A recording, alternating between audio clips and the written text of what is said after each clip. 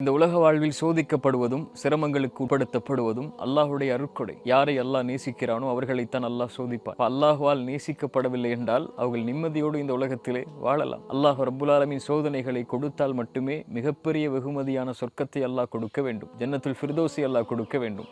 ஜன்னத்துல் ஃபிர்தௌஸை அல்லாஹ் கொடுக்க வேண்டும் என்றால் சோதனைகளையும் சிரமங்களையும் கஷ்டங்களையும் இன்னல்களையும் இந்த உலக வாழ்வில் அனுபவித்து அதன் மூலமாக அல்லாஹ் தேர்ந்தெடுத்தால் மட்டுமே ஜன்னத்துல் ஃபிர்தௌஸ் என்ற உயர்ந்த சொர்க்கத்தை அல்லாஹ் கொடுப்பான். குர்ஆன் சொல்லுகிறது, அல்லாஹ் முஃமின்களுடைய உயிரை, அவர்களுடைய செல்வத்தை சொர்க்கத்திற்கு பகரமாக அல்லாஹ் விலைக்கு வாங்கி கொண்டான் என்று.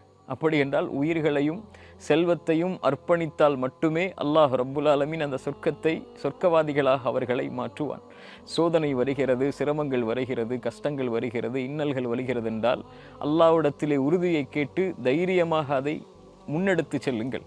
அதன் மூலமாக அல்லாஹ் கொடுக்கின்ற வெகுமதிகள் மறுமையில் பெரியது.